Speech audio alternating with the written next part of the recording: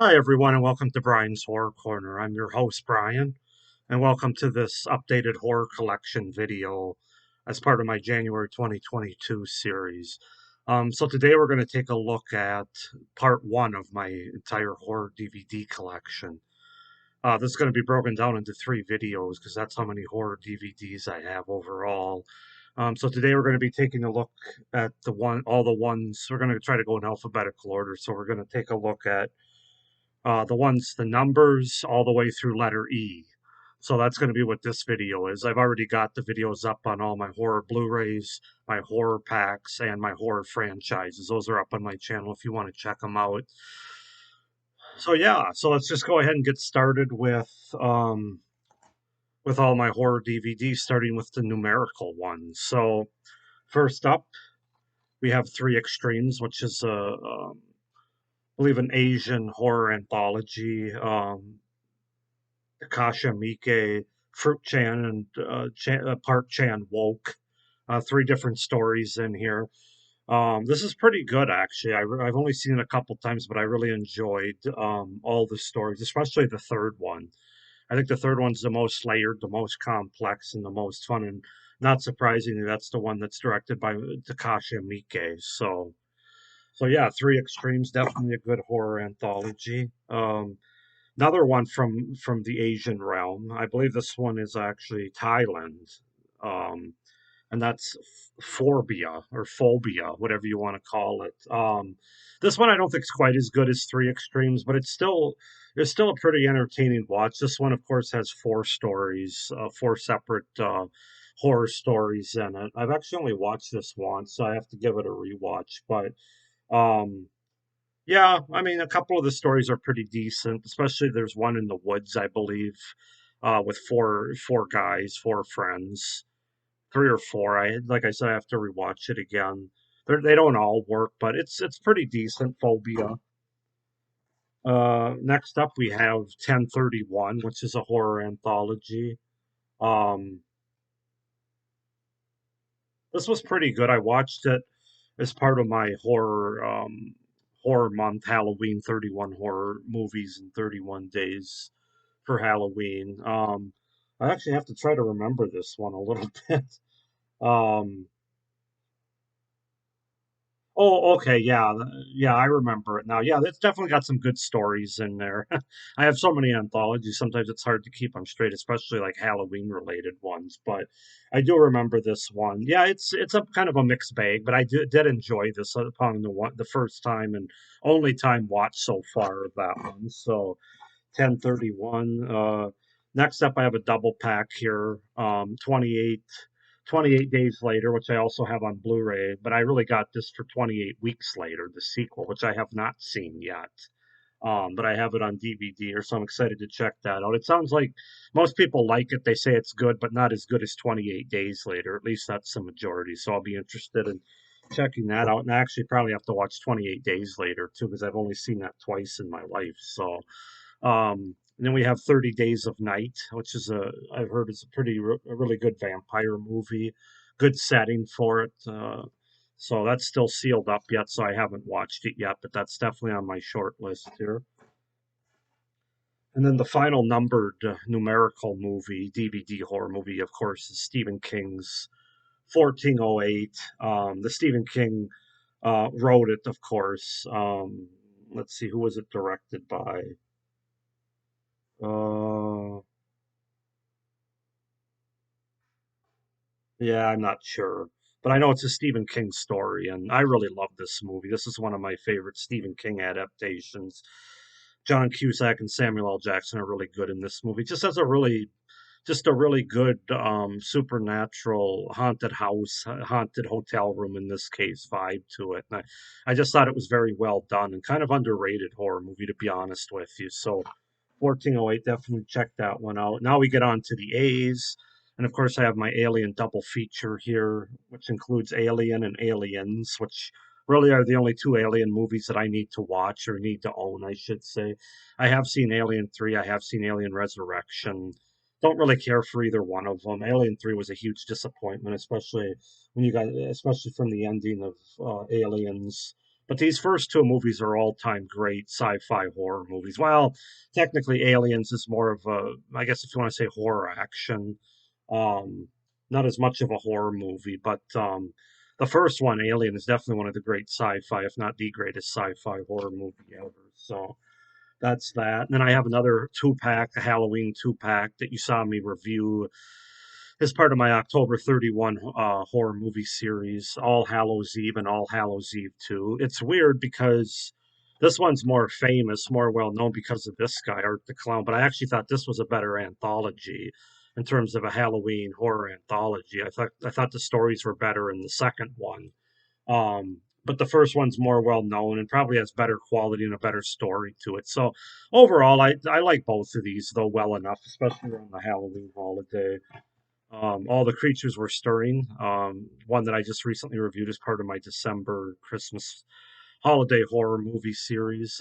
It's a pretty decent horror anthology or holiday anthology movie.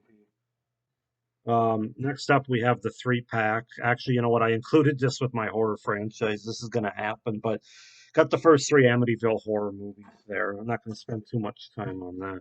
Another horror anthology, Amusement, which I think is kind of another underrated one. Not everything works for me in this movie, but I did like the separate stories here. I think there's three of them.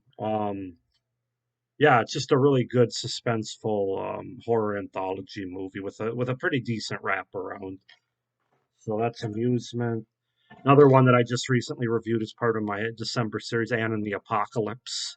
Of course, this is sort of it's a like a horror musical zombie apocalypse kind of movie. A lot of genres combined here, but I enjoyed it. It's very fun and entertaining.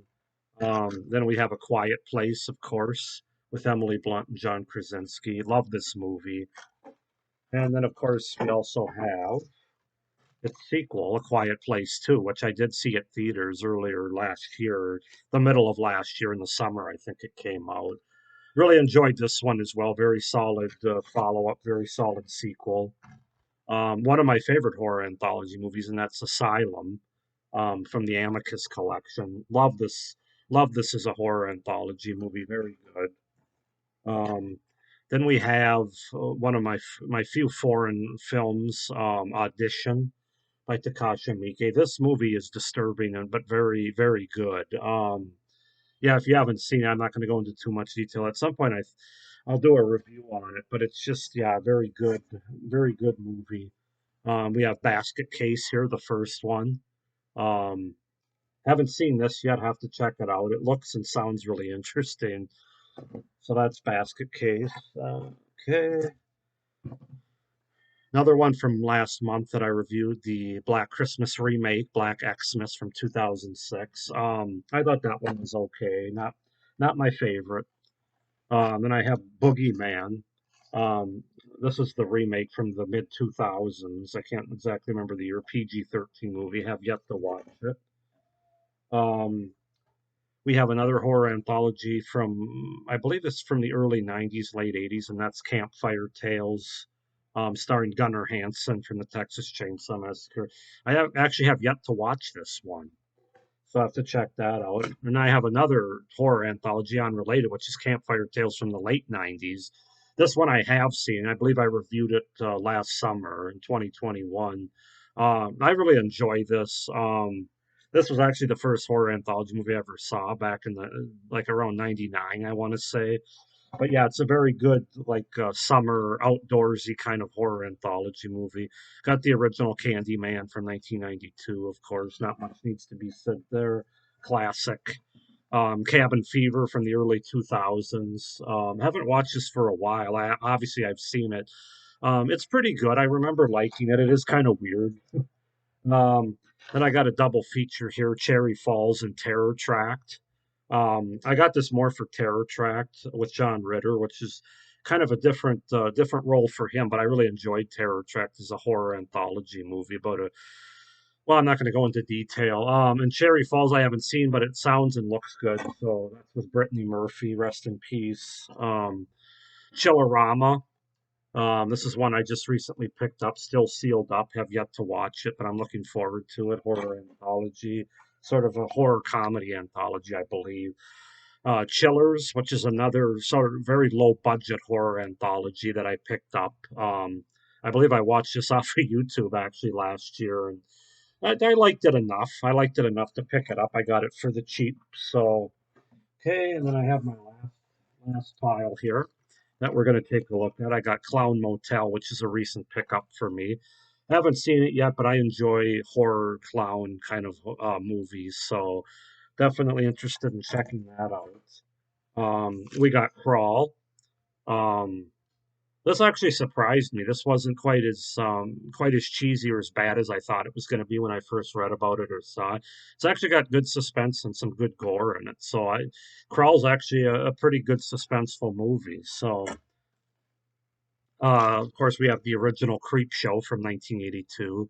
I have seen it, but this is sealed up yet. I haven't seen this one, obviously.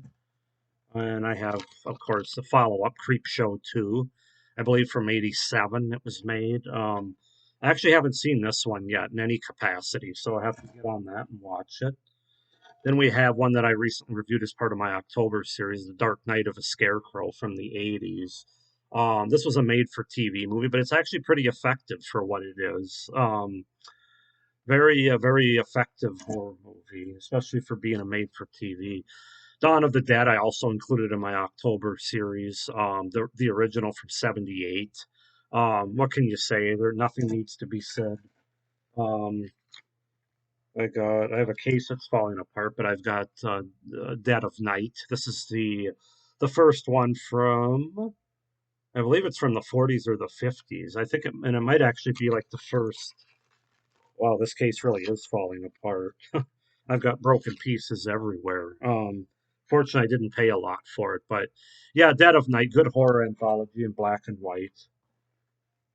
Um, then we have Dead of Night again. This one's from 1977. Have yet to watch this one.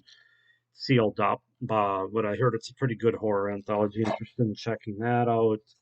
We have Death Proof from Quentin Tarantino, starring Kurt Russell. I have seen this once. It's good. I enjoyed it. It's very Quentin Tarantino. Not his best movie, but certainly a pretty good, effective horror movie. We got the original Demons, of course, from the '80s. Love this movie. This is just so '80s, so fun, so entertaining, so gory. It's just kind of got everything that you would want for a good time by Lamberto Bava. Um, don't Open Till Christmas. Now, this was one that would have been part of my December series, but I was borrowed it to somebody, so I just got it back after the new year here. So it's at some point later this year, obviously, probably towards the end of the year, I'll do a review on this movie. But I actually haven't seen it yet. Believe it or not, Don't Open Till Christmas. A friend convinced me to borrow it to him before I even watched it. So, and I told him you better not say anything about it, or I'm going to break your arm. So that's that. Then we got Bram Stoker's Dracula from 1992. This is what can you say? This is a great movie with a pretty good cast: Keanu Reeves, Anthony Hopkins, Winona Ryder, and Gary Oldman. This is one of my favorite Dracula movies. I really enjoy it.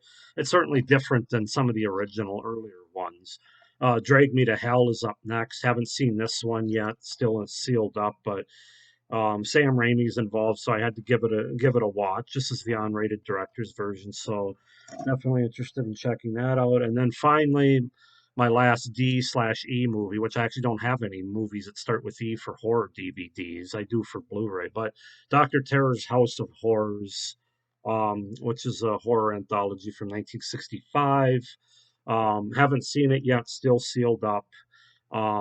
So yeah, that's that. So that's it for this part one of my horror DVD video.